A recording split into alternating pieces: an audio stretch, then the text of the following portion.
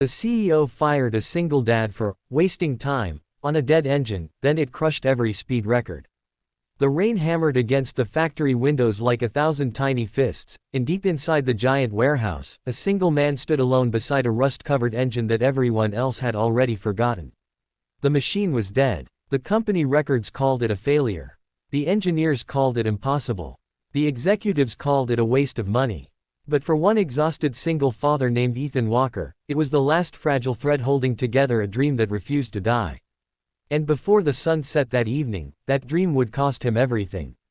Before we begin this incredible story, take a moment to like, comment, share, and subscribe if you believe kindness, hard work, and second chances still matter in this world.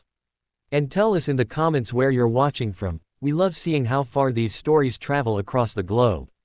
Ethan Walker never imagined his life would become a daily battle between survival and hope. At 37 years old, he lived in a small rented house on the outskirts of the city with his 8-year-old daughter, Amelia. Every morning began before sunrise.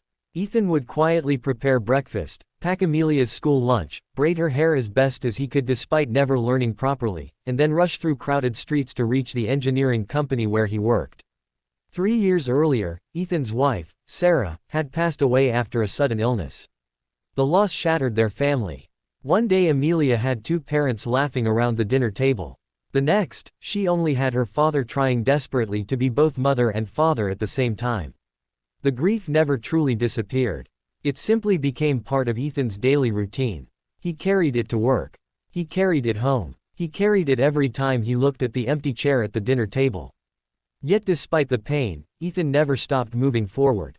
His daughter depended on him. And that responsibility was stronger than any heartbreak.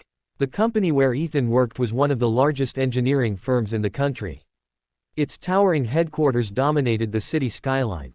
Thousands of employees dreamed of climbing its corporate ladder. At the very top sat Jonathan Blackwell, the company's famous CEO. Jonathan was known for results.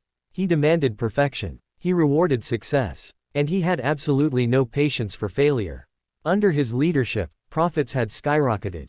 Investors adored him. Business magazines celebrated him. Employees feared him. Jonathan believed that emotion was weakness.